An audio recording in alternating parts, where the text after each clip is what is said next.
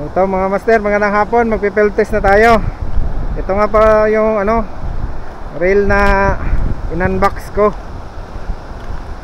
Tapos ading gamit natin sa alon-alon na spot.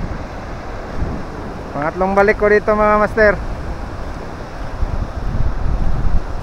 Yung nakalagay na line dito, yung nasa ko review. Tapos yung kasama ko andun na sila line, naghagis-hagis na.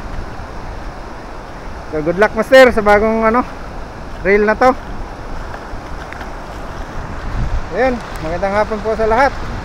Fishing na naman tayo dito sa spot na to mga master. Sana kami ay swertehin sa araw na to mga master, mga makahuli. So good luck sa amin. Medyo madamo yung spot mga master. Maalon.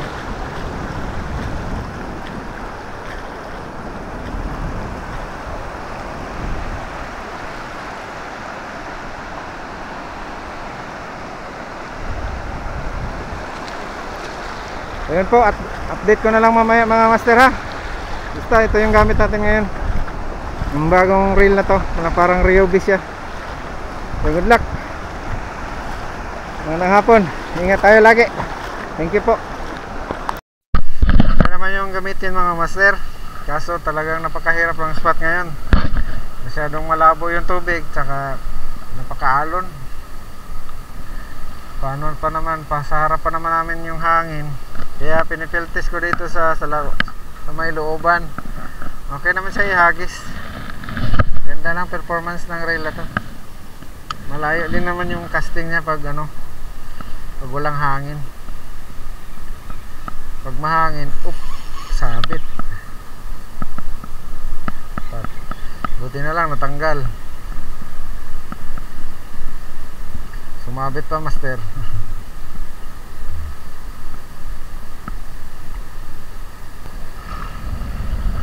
Marami lang sabitan dito sa looban mga master, kaya ingat. Kaya ayusin mo natin yung line. Ganito pala lumabas.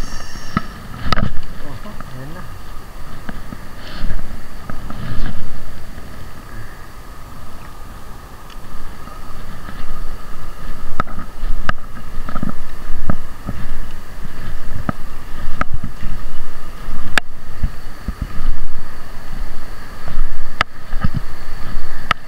Dalawang kasama ko mga master. Pahinga muna tayo mga master, maya na ha. Update na lang. Okay na yung gamitin yung yung rail na to, maganda siya. Tapos okay naman yung line nya. Kita nyo naman mga master, maganda. Ayan mga master, maya lang ulit.